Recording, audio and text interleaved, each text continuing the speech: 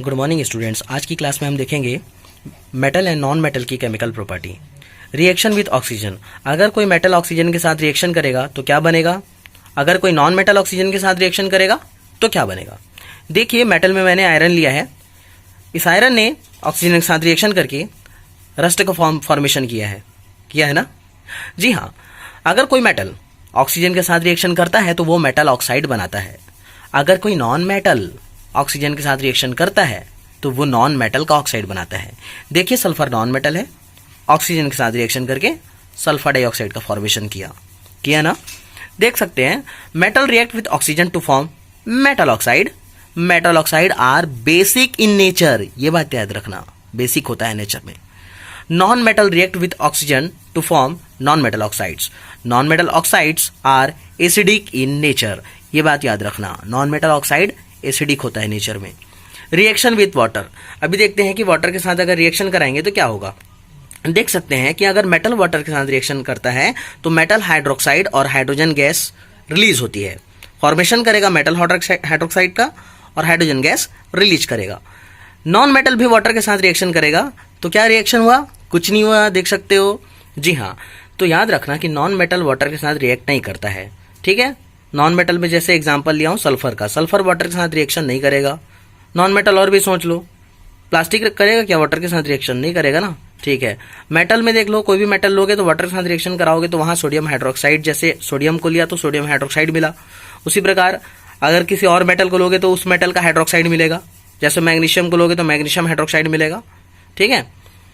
तो देख सकते हो कि हाइड्रोजन गैस रिलीज होता है मेटल जब वाटर के साथ रिएक्शन करता है। तो यहाँ पे ऐसा कुछ नहीं हो रहा है, ठीक है। नॉन मेटल का वाटर के साथ कोई रिएक्शन नहीं होता है, देख सकते हैं। सोडियम और फास्फोरस का एक नोट मैंने लिख रखा है जिसको विशेष तौर पर आप ध्यान देंगे, जो बहुत काम भी आता है आगे के एग्जाम्स में, कॉम्पिटिटिव एग्जाम्स में भी। देखिए, सोडियम को केरोसिन में स्टोर करके रखा जाता है। जी क्यों, क्योंकि सोडियम जो है वो बहुत ही रिएक्टिव है। Sodium metal is very reactive, it reacts vigorously with oxygen and water. A lot of heat is generated in the reaction. It is therefore stored in kerosene.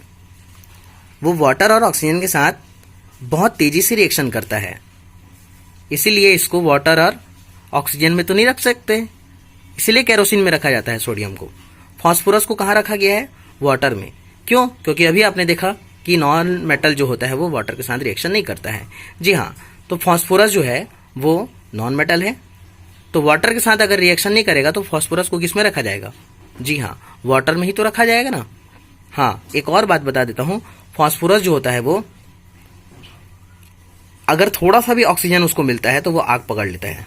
जैसे आप माचिस की तीली में रहता है फास्फोरस, तो थोड़ा सा भी अगर उसको एयर मिला या फिर कुछ हुआ सपोज फास्फोरस को, तो वो आग पकड़ लेता है। Phosphorus is very reactive non metal, it catches fire if exposed to air.